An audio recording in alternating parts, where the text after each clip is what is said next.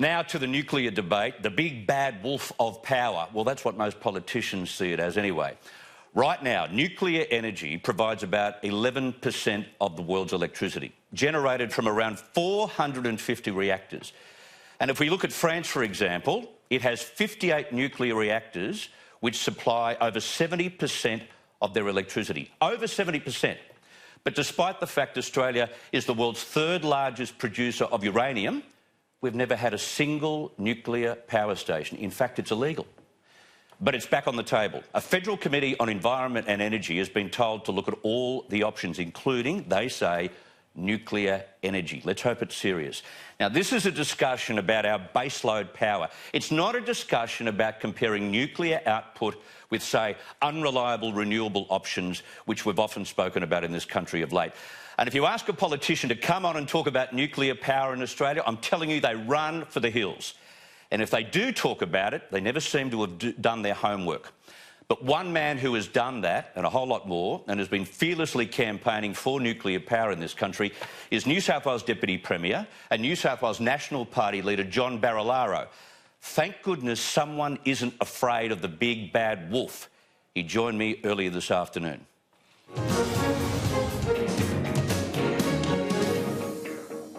Deputy New South Wales Premier, thank you so much for your time. Thank you. I'm glad we're talking about this and in this particular format, but so few, John, are not prepared to come forward and talk about the possibility of nuclear energy in this country. Why? Look, I think it's been used as a political football. If someone comes out, like I have, promoting that the option for nuclear energy is part of our future, it's easily seen as a negative. Your opponent will use it against you, but that was proven wrong in the last state election in my own seat of Monaro, where I held it with 2.5%.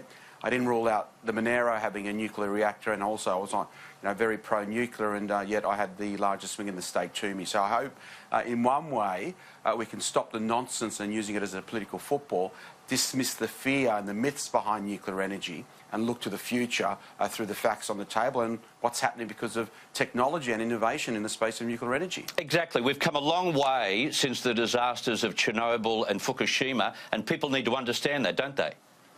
Oh, yeah, look, automatically you get thrown the issue around Chernobyl and Fukushima, 3 Mile Island, all the disasters in the past, and that is the scare campaign, the fear campaign that people hold on to. But the reality, we're not even talking about that sort of reactor, that technology. We're not talking about the reactor that Homer Simpson drives on the Simpsons episode. We're talking about small modular reactors, the innovation, the technology that is on the horizon for Australia.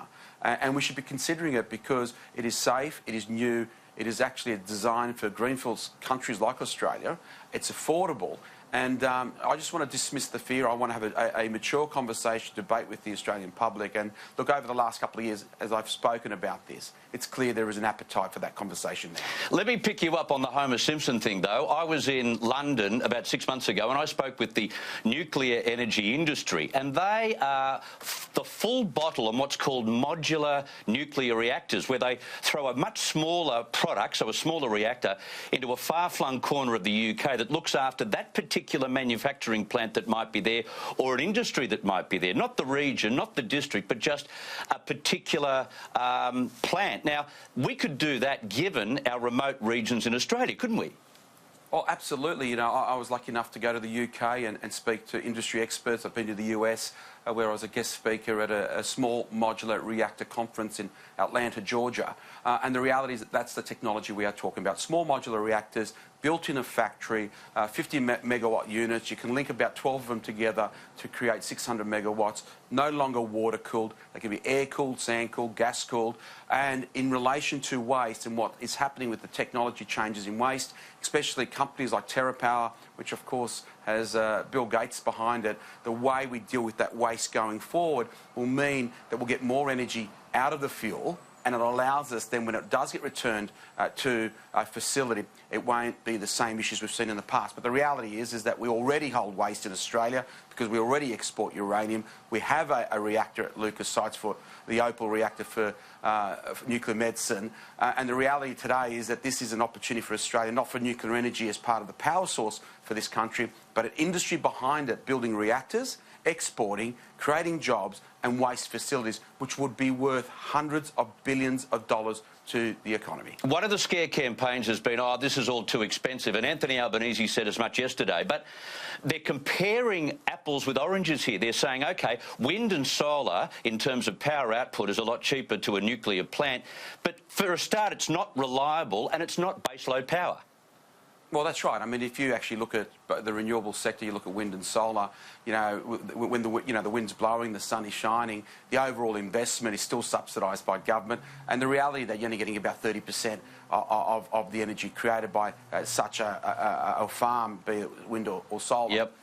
We keep talking about old technology. You know, even the nuclear reactors that are being built around the world currently today, including the UK, is still the old technology, and it is expensive. This is where small modular reactors are changing the face of what's on the horizon. Companies like NuScale out of the US, there are, of course, the Argentinians have been a big player in this space. So it is on the horizon. We'll start seeing some of these reactors hit the market in the next few years. Canada, of course, a clean nation who protects its environment, progressive nation in one way, a lot of similarities to Australia, already engaging in bringing on an SMR into reality in Canada. So, look, as a nation, let's stop the fear, look at the facts, look at the technology that's on the horizon, and I tell you what, I think you can dismiss most of the fear, answer all the questions, and it'll be affordable, baseload power, delivering energy. And, of course, Australia has the largest stockpile of uranium in the world, something like 44% of the stockpile here in Australia. So we've got an opportunity to do this well. And just to put this into the mind of people that really care about their environment, because you're going to get, you know, absolute zero emission, it takes about a kilo of uranium to run the average household for 75 years versus 150 tonnes of coal. That is lay down bazaar stuff, and we've got to try and get that message out and argue the points that are totally arguable, and you put it so perfectly here. I want to look at legislation, though, and I fossicked through some legislative pages earlier today, and I know we've got two prohibitions. There's the federal ban on nuclear power, but I've got in front of me a piece of paper. It's the New South Wales legislation banning uranium mining and nuclear facilities Prohibition Act 1986, number 194. Couldn't the New South Wales government lift that tomorrow and at least clear the way for one state in this country to get on with the business of looking at nuclear as an option? Well, we can't, because under the federal environment, the EPBC Act, which bans nuclear energy in this nation, we would need the federal government to lift that. They're actually reviewing the EPBC Act this year. That is why we've been calling on have the inquiry, a Senate inquiry, which there seems to be some momentum around. A couple of good Queensland MPs like Keith Pitt who are pushing for that inquiry so that you can dismiss the fear and get the facts on the table. But we would need the feds to actually lift that ban. That is actually what's stopping it. Yes, within states we can get rid of a number of our own legislation, but it doesn't override the federal ban. In this term of government, or sorry, in the last 8 years of government under Liberals and Nationals, we removed and changed the legislation for uranium exploration. We allow that in this state. To go to the next level, well, that would have to take, of course, a change to the EPBC Act. But, you know, this is a conversation we've got to have. It's not up to politicians like myself. This is why the Senate inquiry is important. Get people talking about nuclear energy. Put it to the Australian people. And I'm sure when they see the facts behind it, the information that stacks up clearly as part of our future, and if you really genuinely want to decarbonise the environment, this is the only technology that is available today that can do it and do it quickly. Yeah, couldn't agree more. I want to ask one quick question about Murray-Darling. And you've been quoted in the last 24 hours as saying you'll join with Victoria and call for an independent inquiry into this. How many inquiries and how many talk fests and how many ministerial conferences are we going to have until we sort out water distribution in the Murray-Darling and get farming and farming families back on their feet again? Yeah, look, good question. Royal Commission's inquiries doesn't deliver an extra drop of water to anybody, but what we're being held to ransom in New South Wales by South Australia is that South Australia doesn't want any transparency around what it's doing in meeting its targets, and what was asked yesterday by Victoria and ourselves was a review on those targets in South Australia. Look at the lower lakes, removing the barges. It used to be a saltwater lake. Return the salt water, turn on your desal plant, which they're running at about 5%, but they're not doing that. Maybe they don't have have energy because they rely on renewables. The truth here is that we have nothing more to give in New South Wales. This extra 450 billion litres of water, we can't achieve it. That's the reality. It's not the ultimatum that we're going to walk away from the plan. And the South Australians are the fly in the ointment here, aren't they? Let's not be fooled. Absolutely. Here. Yeah. Absolutely. We're not being heard. New South Wales is not being heard. And you're right, it was another talk fest. And we can't keep going to ministerial council meetings where we don't actually achieve the outcomes. And that is about a fair equity to water in this state and in this country. At the moment, New South Wales is doing the heavy lifting. We've got nothing more to give. That 450 billion litres can't come from New South Wales. We're saying enough is enough. And if this can't be resolved, well, then maybe it is time to walk away from the plan. John Barilaro, a great pleasure to have you on Andrew's program. Thank you so much for your time. Not a problem. Thank you.